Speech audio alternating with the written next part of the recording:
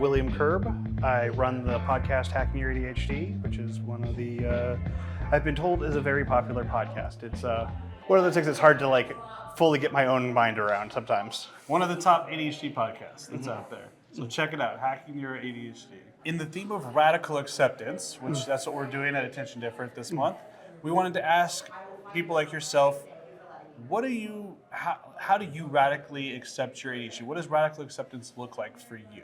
This is definitely something I've thought about a lot because it can be really hard to sometimes wrap your head around ADHD and that it is something that is a root issue sometimes where I'm like, I will be out doing something and be like, why is this such a problem for me to do? And then I'll hit and go, it's my ADHD.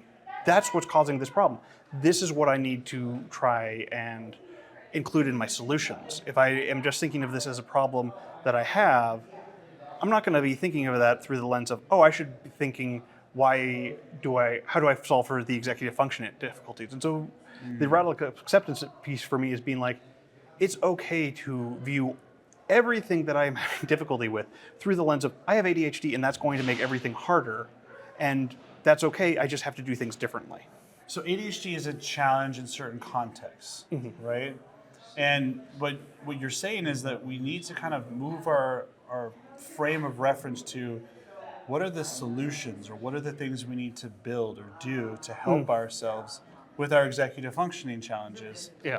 And I think what you're saying too is if we stay in this deficit mindset or this idea that something's wrong with us and that we need fixing or something, then it's like looking at the glass half empty rather than the glass is half full. Yeah.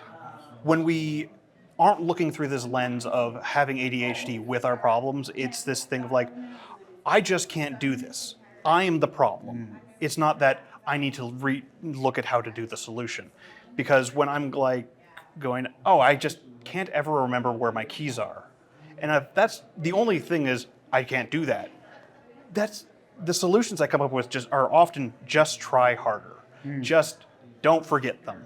And you get all these justs in there that really undercut all of the problem that is that, I am not thinking about where I put my keys when I walk in the door. If I look through the lens of ADHD and I'm like, this is something where I have this regulation of my attention being the problem here. I'm walking in, I'm not thinking about this. I need to figure out what I can do to make that so that I am thinking about those things. What's something that will make it easier for me to always put my keys in the right place? Yes. Yeah. Like a drop basket or something in the door or something like that, right? Yeah. That's the solution. But then, like you said, can't, right? Yeah. We have that word can't a lot. I can't do this or I always do this. That limits us to, what can I do? Yeah. I can put a basket by the door and drop my keys there, and every time I leave, I check that basket, right? Yeah. So then it becomes, it's not me. I'm not the one that has this deficit that I can't overcome at all. I just need a strategy or a solution, an intervention, to then be able to support myself. Yeah. It's literally just being what are the strategies that are going to actually work with my brain rather than the neurotypical strategies that have never worked for me, but I've been trying to force for so many years. Yes. All right. Well, thank you so much for talking with us today and sharing your perspective. We love it. Thank you for having me.